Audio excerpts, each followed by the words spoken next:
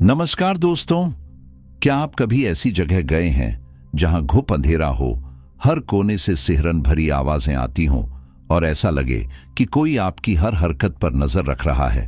क्या हो अगर आप और आपके दोस्त किसी रहस्यमयी हवेली में फंस जाएं, जहां से निकलना नामुमकिन हो? ये कहानी 5 दोस्तों की है जिन्होंने एक भयानक गलती कर दी और फिर उनके साथ जो हुआ वो आपकी रूह तक हिला देगा। तो तैयार हो जाइए, क्योंकि ये कोई आम कहानी नहीं। ये एक ऐसा खौफनाक सच है जिसे सुनने के बाद शायद आप रात में अकेले न रह सकें। लेकिन दोस्तों, मैं इतनी मेहनत से ये खौफनाक कहानियां लाता हूं और आप बिना लाइक सब्सक्राइब किए ही चले जाते हो। अरे भाई, एक लाइक और सब्सक्राइब तो बनता है, तो जल्दी से कर दो, क्योंकि आगे जो होने वाला है वो आपकी रूह कंपा देगा। तो चलिए शुरू करते हैं। अमावस्या की रात थी।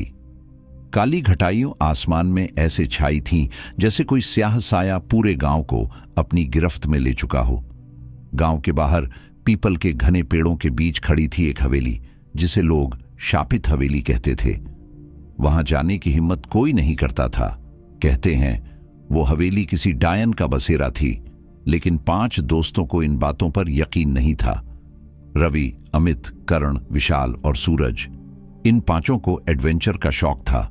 उन्होंने तय किया कि वो इस हवेली के अंदर जाकर सच का पता लगाएंगे। गांव के बुजुर्गों ने उन्हें बहुत समझाया, लेकिन उनकी आंखों में बस जिज्ञासा थी। रात के ठीक 12 बजे 5 दोस्त टॉर्च और कैमरे लेकर हवेली की ओर बढ़े। हवेली के पास पहुंचते ही ठंडी हवा चलने लगी। जैसे जैसे वे करीब आते गए, हवेली का डरावना स्वरूप उनके दिलों में अजीब सा भय भरने लगा।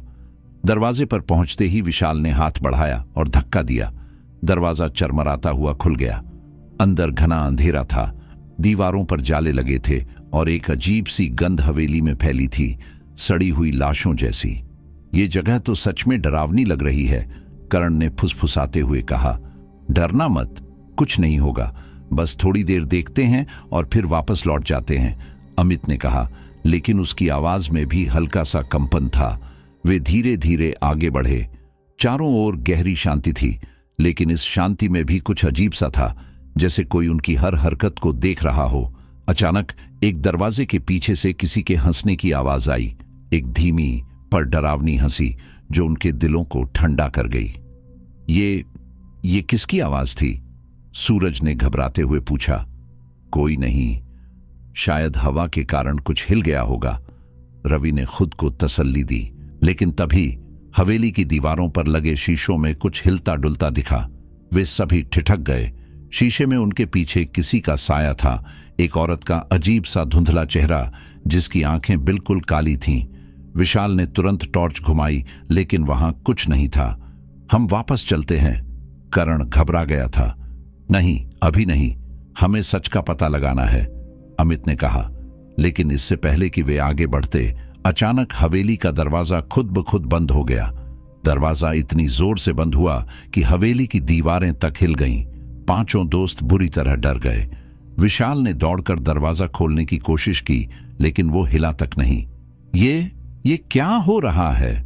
सूरज कांपती आवाज में बोला। अंदर ठंड अचानक बढ़ गई थी, जैसे कोई अदृश्य ताकत चारों ओर सिहरन फैला रही हो।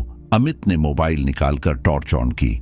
रोशनी में सामने का नजारा देखकर सबकी रूह कांप गई। फर्श पर बड़े बड़े पंजों के निशान थे, जैसे कोई भारी भरकम चीज वहां घिसटती हुई गई हो। निशान ताजे थे। ये कोई मजाक नहीं है, हमें यहां से निकलना होगा, करण लगभग चिल्लाया। दरवाजा बंद हो चुका है, वापस कैसे जाए? रवि ने हड़बड़ाते हुए कहा।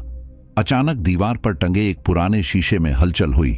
उसमें फिर वही औरत का चेहरा दिखा, लेकिन इस बार उसकी आंखें खून जैसी लाल थीं और होंठों पर एक शैतानी मुस्कान थी।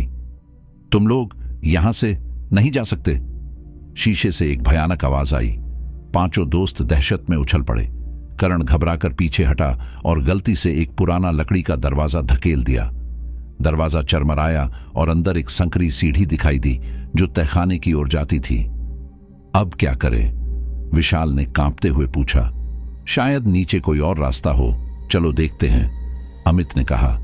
उनके पास और कोई विकल्प नहीं था। वे सीढ़ियों से नीचे उतरने लगे। जैसे जैसे वे नीचे जा रहे थे, हवा और ठंडी होती जा रही थी। सीढ़ियों के आखिर में एक बड़ा कमरा था जिसमें चारों ओर खून के धब्बे थे। कमरे के बीचों बीच एक टूटी फूटी झूला कुर्सी थी जो खुद ब खुद हिल रही थी। ये जगह भूतिया है, सूरज ने बुदबुदाया। तभी अचानक कमरे के एक कोने से किसी के कराहने की आवाज आई। वे सभी टॉर्च घुमाकर उस दिशा में देखने लगे। कोने में एक बूढ़ी औरत बैठी थी। उसके बाल बिखरे हुए थे, कपड़े मैले कुचैले और शरीर पर गहरे जख्मों के निशान थे। जैसे ही उसने सिर उठाया, उसकी आंखें बिल्कुल सफेद थीं, बिना किसी पुतली के। तुम लोग आ ही गए। औरत की आवाज गहरी और भयानक थी। तभी झूला कुर्सी तेजी से हिलने लगी। हवा में एक अजीब सी फुसफुसाहट गूंजने लगी। बाहर निकलो, अमित ने चिल्लाकर कहा, लेकिन तभी बूढ़ी औरत हवा में उठने लगी और उसका चेहरा विकृत होने लगा। उसने अपना मुंह खोला और अंदर अंधकार के अलावा कुछ भी नहीं दिखा। पांचों दोस्त बुरी तरह चीख पड़े। तभी एक जोरदार झटका लगा और पूरा कमरा हिलने लगा। दीवारों से खून टपकने लगा। यहां से भागना होगा, करण ने रोते हुए कहा। लेकिन तभी दरवाजे के बाहर कोई खड़ा दिखा, एक लंबी परछाई जिसकी गर्दन एक तरफ झुकी हुई थी। उसकी आंखें काली गुफाओं जैसी थीं। उसने धीरे धीरे सिर उठाया और उनकी ओर बढ़ने लगा।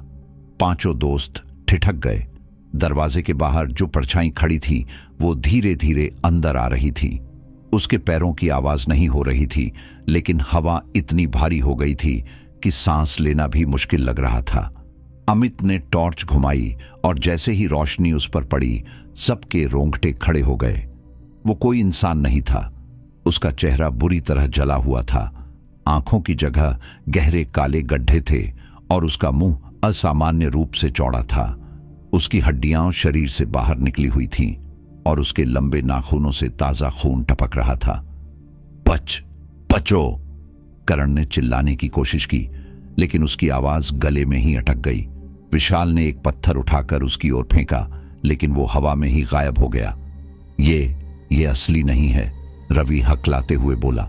लेकिन तभी वो भयानक आकृति बिजली की गति से आगे बढ़ी और सूरज का हाथ पकड़ लिया।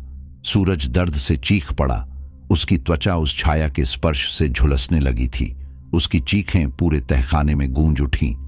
अमित ने हिम्मत जुटाकर पास पड़ा एक लोहे का सरिया उठाया और पूरी ताकत से उस पर वार किया। छाया पीछे हटी और एक भयानक चिल्लाहट के साथ हवा में घुलने लगी, लेकिन उसका असर सूरज पर हो चुका था। उसका चेहरा पीला पड़ गया था, आंखें अंदर धंस गई थीं और उसकी उंगलियां अकड़ने लगी थीं। हमें तुरंत यहां से निकलना होगा, अमित ने घबराते हुए कहा। वे लोग किसी तरह सूरज को सहारा देकर तहखाने से बाहर निकले, लेकिन जैसे ही वे ऊपर आए, हवेली पूरी तरह बदल चुकी थी। पहले की घनी खामोशी की जगह अब धीमे धीमे कानों में सरसराती आवाजें आ रही थीं। चारों ओर दीवारों पर अजीब आकृतियां बन रही थीं, जैसे खून से चित्र बनाए गए हों। तभी अचानक दरवाजे के ठीक सामने एक औरत खड़ी दिखी। वही औरत जिसका अक्स पहले शीशे में दिखा था। उसने लाल साड़ी पहनी हुई थी और उसकी आंखें आग जैसी चमक रही थीं। तुम लोग चले क्यों नहीं जाते? उसकी आवाज गूंजती हुई आई। हमें जाने दो, विशाल ने कांपते हुए कहा। अब बहुत देर हो चुकी है।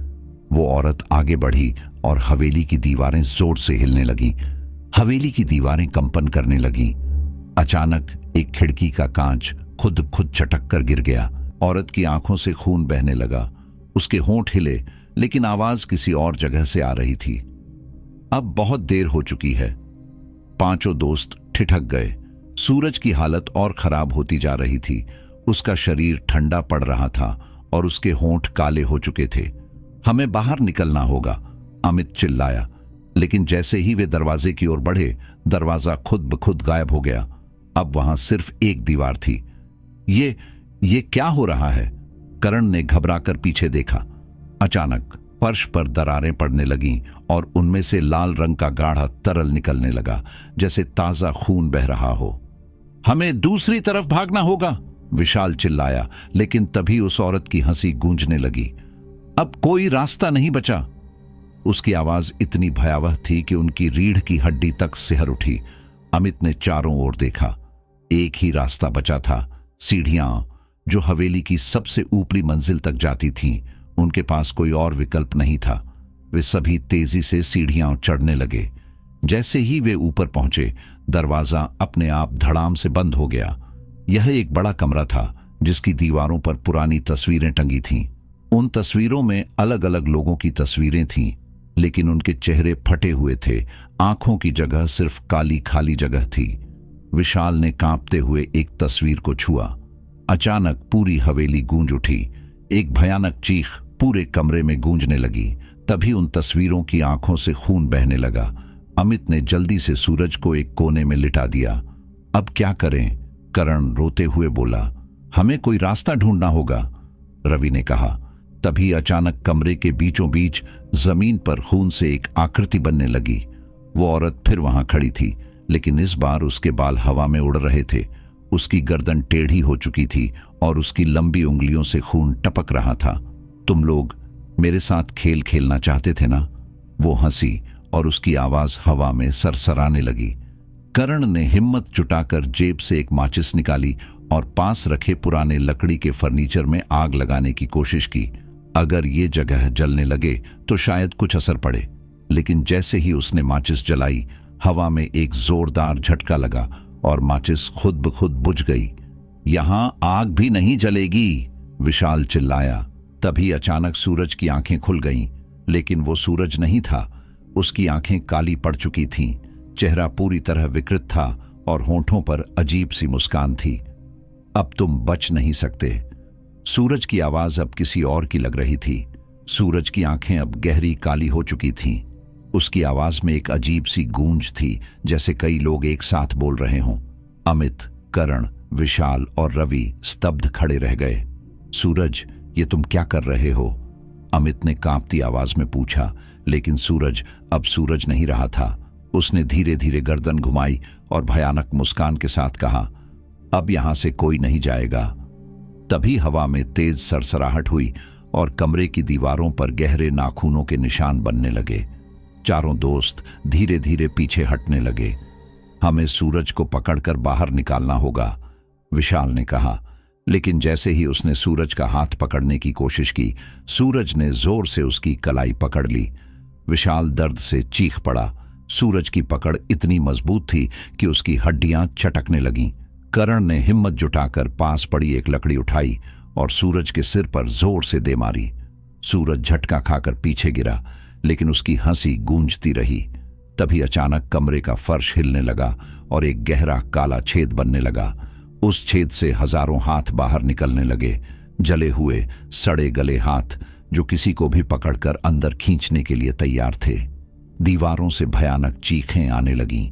औरत हवा में तैरने लगी और उसकी हड्डियां चटखने की आवाज आने लगी। अब बचने का कोई रास्ता नहीं बचा, उसकी आवाज गूंजी। अमित ने झटके से सूरज को उठाने की कोशिश की, लेकिन अब सूरज का शरीर ठोस पत्थर की तरह भारी हो चुका था। हमें उसे छोड़ना होगा, रवि चिल्लाया। नहीं, हम उसे ऐसे नहीं छोड़ सकते, विशाल ने रोते हुए कहा। लेकिन तभी सूरज की विकृत आवाज आई। अब मैं लौट कर नहीं आ सकता, भागो, वरना तुम सब भी मेरे साथ चले जाओगे। अमित की आंखों में आंसू आ गए, लेकिन उनके पास समय नहीं था। कमरे की दीवारें अब दरारों में बदल रही थीं और छत से खून की बूंदें टपक रही थीं। चारों दोस्त तेजी से दरवाजे की ओर भागे। दरवाजा एक जोरदार आवाज के साथ खुल गया और वे अंधेरे गलियारे में दौड़ने लगे। पीछे से सूरज की दर्दनाक चीखें गूंजती रहीं और उसके साथ साथ वो औरत भी हवा में मंडराने लगी। तुम लोग बच नहीं सकते, उसकी आवाज पूरे हवेली में गूंज रही थी। अमित, करण, विशाल और रवि किसी तरह सीढ़ियों तक पहुंचे, लेकिन जैसे ही वे नीचे पहुंचे, दरवाजे के पास वही औरत खड़ी थी। उसके चेहरे पर अब कोई मानवीय भाव नहीं थे। उसकी आंखों से आग की लपटें निकल रही थीं। अब खेल खत्म, उसने कहा और दोनों हाथ उठाए। पूरी हवेली में अंधेरा छा गया। चारों दोस्त चीखते हुए जमीन पर गिर गए। हवा में सिर्फ एक आवाज गूंज रही थी, किसी के ठहाके और दूर से आती चीखों की। चारों दोस्त जमीन पर पड़े हाँफ रहे थे। चारों ओर सिर्फ अंधेरा था और बीच बीच में किसी के ठहाके सुनाई दे रहे थे। दीवारों से खून रिस रहा था और हवेली की पूरी संरचना हिलने लगी थी। हमें यहां से भागना होगा, अमित चिल्लाया, लेकिन दरवाजा अब भी गायब था। करण ने कांपते हुए दीवार पर हाथ फेरा और अचानक ही वहां एक अजीब सा निशान दिखा। शायद ये कोई दरवाजा खोलने का तरीका हो। करण ने जल्दी से निशान पर हाथ रखा और अचानक ही पूरी हवेली एक भयानक चीख से गूंज उठी। औरत ने दर्द से कराहते हुए हवा में हाथ लहराया और हवेली की दीवारें गिरने लगीं। विशाल ने एक तरफ देखा, सामने अचानक ही एक दरवाजा प्रकट हुआ। भागो, अमित ने जोर से चिल्लाया। चारों दोस्त अपनी पूरी ताकत से दरवाजे की ओर दौड़े।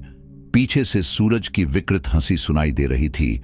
तुम लोग बचकर नहीं जा सकते। लेकिन वे रुके नहीं। जैसे ही उन्होंने दरवाजे से बाहर छलांग लगाई, हवेली एक जोरदार धमाके के साथ कांप उठी। चारों दोस्त घास पर गिरे। जब उन्होंने पीछे मुड़कर देखा तो हवेली अब वहां नहीं थी। सिर्फ जले हुए खंडहर और धुएं के गुब्बार थे। उनकी सांसें तेज चल रही थीं। अमित ने अपने चारों ओर देखा। क्या हम सच में बच गए? करण ने धीरे से कहा। शायद, लेकिन सूरज, वो अब नहीं रहा। रवि की आंखों में आंसू थे। विशाल जमीन पर बैठ गया। उसकी आंखों में शून्यता थी। 5 दोस्त गए थे, लेकिन लौटे सिर्फ 4। एक लंबी खामोशी के बाद अमित धीरे से बोला, हमें यहां से निकलना होगा। चारों दोस्त उठे और बिना पीछे देखे उस रास्ते पर चलने लगे जहां से वे आए थे। लेकिन जब वे जंगल के बाहर पहुंचे और गाड़ी के पास आए तो उनके दिलों की धड़कन थम गई।